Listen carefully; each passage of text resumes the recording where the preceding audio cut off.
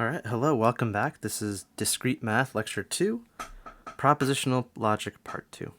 So today we're going to talk about compound proposition truth tables. We're going to talk about translating English into propositional logic, the concept of consistency, and equivalent propositions. So to start off with, for compound truth tables, we need a row for every possible combination of truth values for the atomic propositions. We're going to need a column for the truth value of each expression that occurs inside of a compound proposition. So we might have multiple things within an antecedent or a consequent or something like that. So we're going to need to build those up.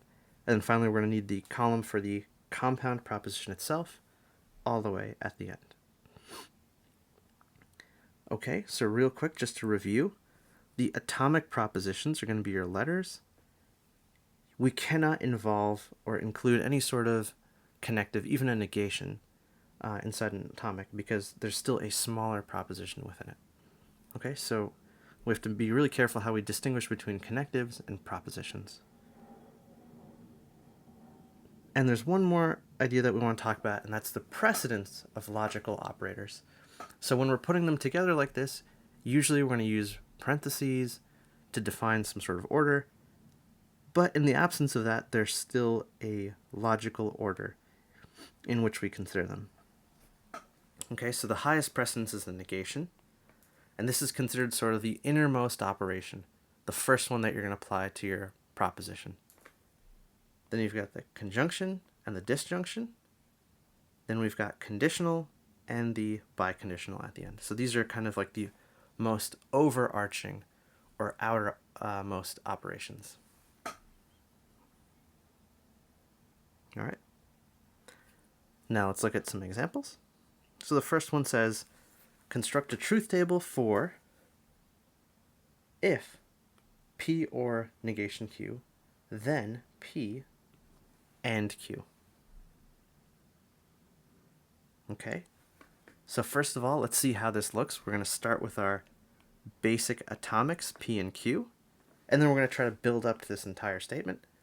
So first off, we can add a negation in front of the Q, and then we can create this disjunction between P and negation Q. Then we can create this conjunction between P and Q. And it doesn't matter if you wanted to do this one first and that one second. That order doesn't matter. I'm just trying to keep it in the same order from left to right. But then once you've got each of the individual parentheses, you can put them together with that conditional. Okay, so now let's see how this works out. Okay, so to start off with, we've got our atomic propositions here.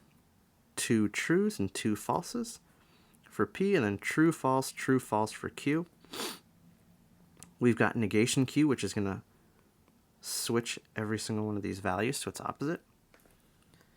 Now this disjunction is between P, our first column, and negation Q, which is our third column. In order for a disjunction to be true, only one of the atomics, or the constituents, needs to be true. I shouldn't say atomics because negation Q is not an atomic, right? But it is a constituent of the disjunction. So that happens to be the case. At least one of these is true in 3 out of 4 cases, and only in the third row are both false. So it goes true, true, true, and false, only for that third row. Then in our next column, we've got P and Q, the conjunction. And in order for this to be true, both elements have to be true. And that's only true in the first row. In all other cases, at least one is false, and therefore the conjunction is false.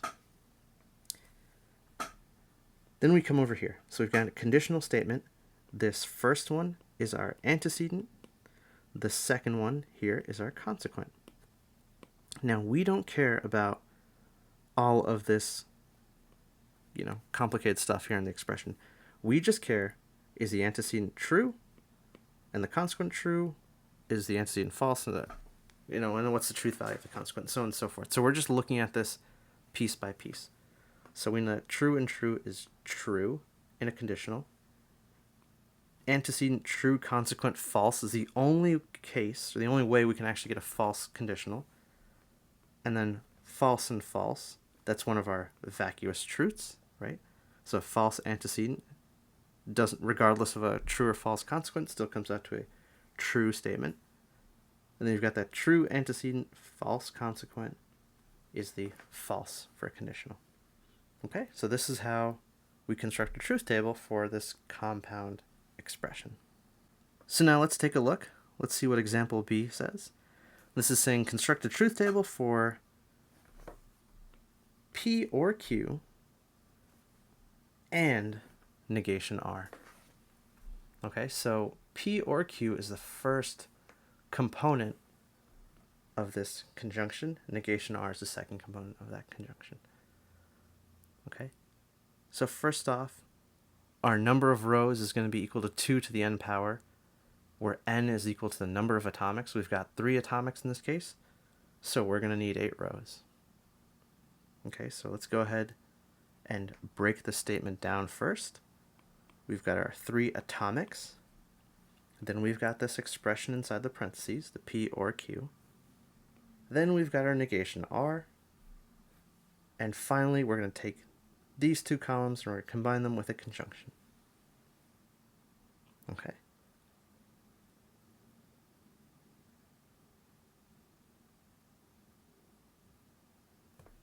So let's see how this worked out. In the first column, I did 4 trues and 4 falses. Then I'm going to go in a pattern of 2 true, 2 false, 2 true, 2 false, and then I'm going to alternate in every single one for the third column. And this guarantees that we're going to get every combination of truth values for these 3 atomics. Now for the disjunction, again, this is going to be true when at least one of these elements is true. And that's true, or that is the case, I should say, for the first 6 rows. At least one of these 2 is going to be true. They're only both false in the last 2 columns, and that's the only case where our disjunction is false. Now for negation R, we just, as always, just flip the values that you see, just the opposite value that you have for R. And then we're going to try to put these 2 together in conjunction format.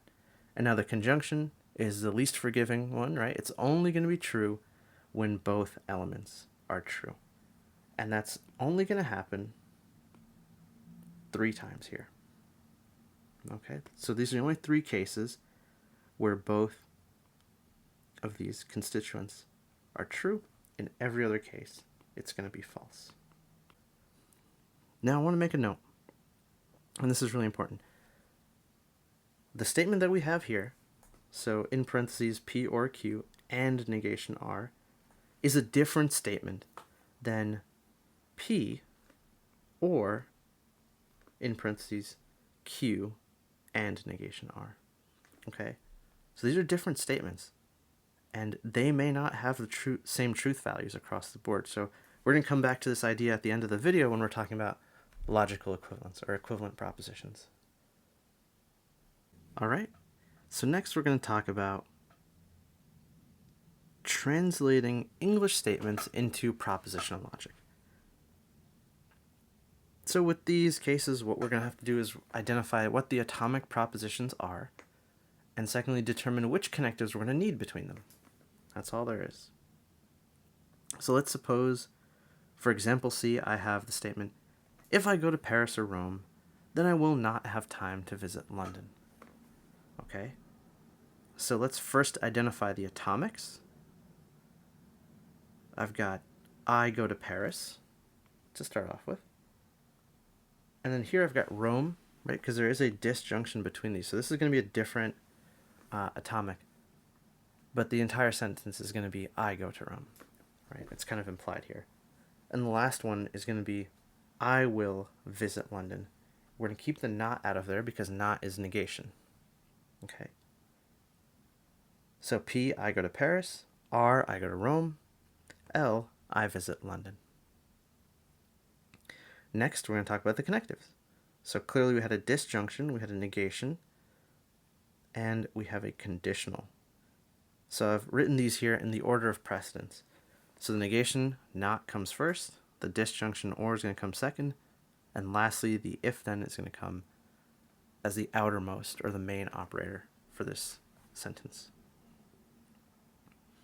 Okay, so when we put them together, I'm going to have P or R in parentheses, and this is going to go with a conditional negation L. Okay, that's exactly what I have here as well. Okay, so if either of these are true, then L is going to be negated, right? Negation L is going to happen. All right, let's look at another example. Example D says, you can borrow books from the campus library only if you have an ID card and you are not on academic probation. So here I'm going to highlight what I've read as the atomics first. You can borrow books from the campus library to start off with. You have an ID card. And finally, you are on academic probation. I'm going to keep the not out of there. Okay. And you can define these with whatever letters you like. I'm just using B, C, and D. B, you can borrow books in the campus library. C, you have an ID card. D, you are on academic probation. Now, we're going to need the connectives. We have a not. We know that's going to be our first innermost connective, the negation. Then I've got the and, which is just our conjunction, P and Q. Now the last one I have is this only if. Now if you remember from last time, only if is just referring to the conditional. It's just a different way of saying if P, then Q, right? We can read this as P only if Q. And what that's doing is that's referring to Q being necessary for P. So if you remember, the second part, the consequent and the conditional, is actually the necessary condition. The antecedent is the sufficient condition. Okay? So we can put that together as you can borrow a book only if you have an ID card and you're not on academic probation, right? So both of these cases have to be necessary in order for the antecedent to work. Another way you could say this is, if you borrow a book, then you have an ID card and you're not on academic probation. Okay, that's a different way to interpret the same sentence. Same idea. All right, next we're going to talk about the idea of consistent statements. So consistent statements are going to happen where there's going to be a case, at least one case, where all of them are going to be simultaneously true. Okay, so if we imagine we can write these out in a truth table, if we can find at least one row where every one of these statements comes out true, then they are going to be considered logically consistent. Let's think about an example. So are the following system specifications consistent?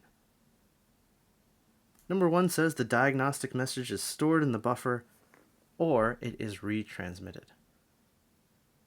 Number 2 says the diagnostic message is not stored in the buffer. And number 3 says if the diagnostic message is stored in the buffer, then it is retransmitted. Okay, now let's translate them piece by piece. So number 1, what we're going to do is we're going to try to identify the atomics, right? So the atomics are going to be the recurring statements in each case. So we've got the diagnostic message is stored in the buffer. I'll call that B. The diagnostic message is retransmitted. I'll call that R. So the first one's going to come out to B or R. That's a disjunction. The second one is just going to be a negation B. And the third one is going to be a conditional. If B, then R. Great. So now we've got them translated. It's time to put them together in a truth table and see how this works out. So I've got my atomics here, B and R. We assign our truth values the same way we always do. We use our disjunction. If one of these elements is true, then the whole thing is true. That's the case in the first 3 rows.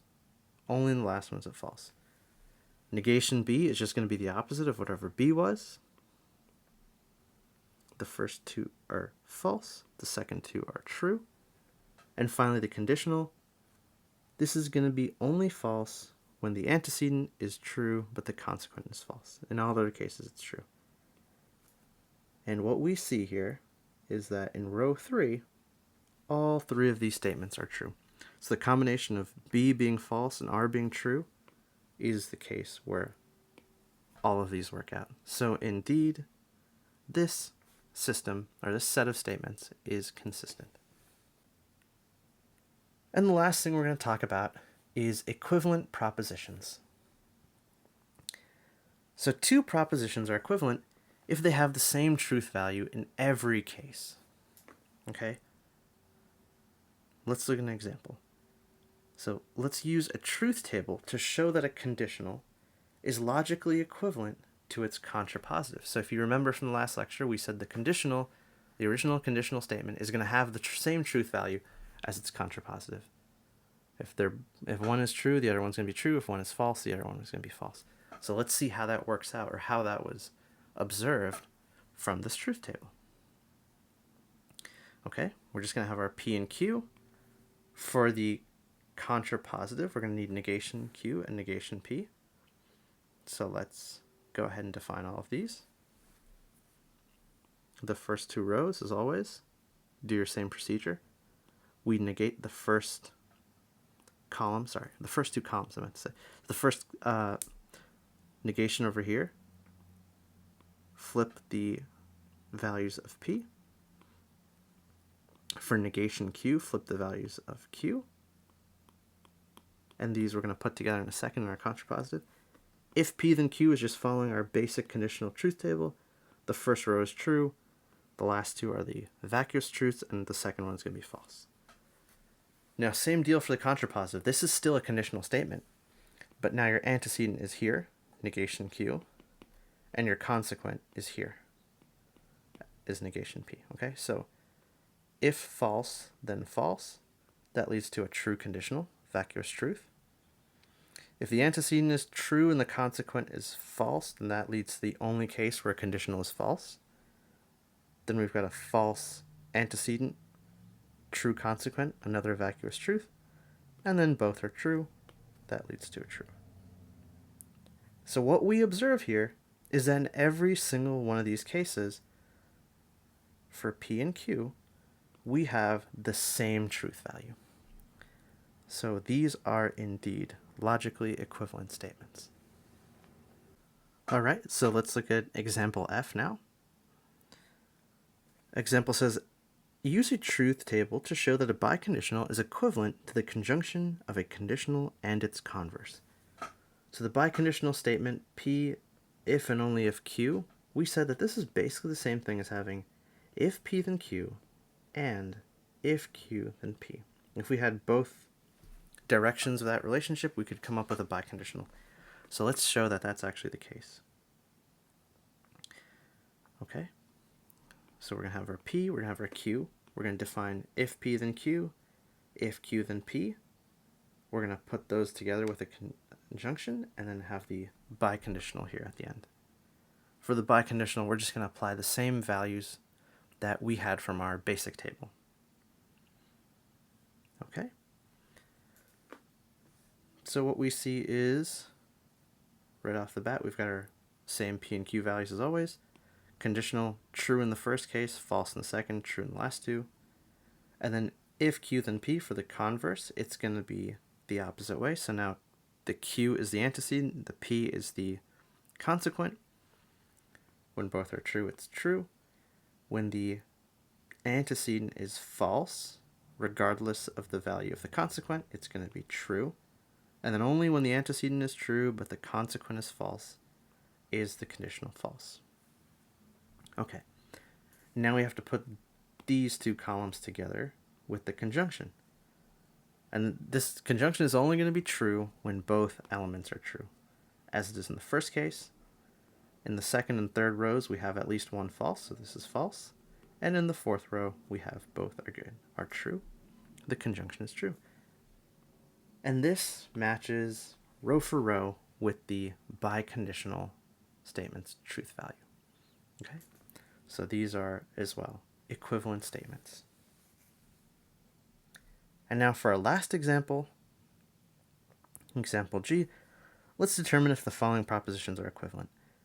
So we've got the same atomics in the same order with the same connectives, but now there's a set of parentheses applied in a different place in each case, right? So here we've got in the antecedent P or Q.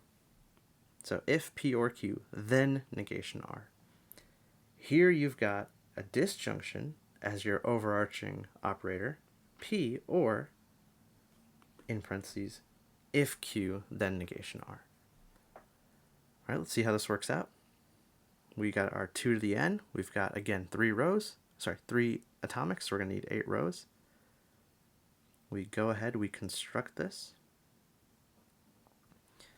Okay, so we've got P, Q, and R over here. First expression that we're going to construct is the disjunction P or Q. Then negation R. Then we're going to work on this if Q, then negation R. That should be enough to construct our first compound statement and then our second compound statement. All right, so the rule again is 4 trues, 4 falses, 2 true, 2 false, and then alternate on every single one. Again, the disjunction is only going to be false if both elements are false. That's only happening in the last 2 rows. To get our negation R, just again flip the values of R. For our conditional now, Q is the antecedent and negation R is the consequent. So this works out nice. So we're going to read this kind of in this left to right fashion. So if we have a true antecedent but false consequent, the conditional is false. And that's going to be the only case in which the conditional is false. So let's see if we can find any more of these combinations. We have one here, we've got a second one here, and no more of those, right? So those are the only 2 cases in which this conditional is going to come out false. In every other case, we'll just assign true. Okay? Now, for this one, if P or Q, then negation R, we're going to have to use this as our antecedent and this as our consequent. And the same deal here. It's only going to be false when we've got true antecedent, false consequent, which is what we have in the first case. We have it again here in row number 3. And we get it again in row number 5. All right. Now, finally, we're going to put together this last disjunction for our second statement. P or if Q, then negation R. And this is only going to be false in the one case where they are both false simultaneously. All right, so now to compare if these statements are logically equivalent, we just need to make sure that they match on every row, but they don't. In 3 cases, they do not match, so these statements are not equivalent. Okay, so this has been the process of kind of checking, now kind of in a more systematic way, how these statements work out, if they mean the same thing, if they imply the same things, and if they're indeed equivalent. All right, so this has been Discrete Math Lecture 2, Propositional Logic Part 2. Be sure to like the video and subscribe if you found this helpful, and I will see you next time for Propositional Logic Part 3.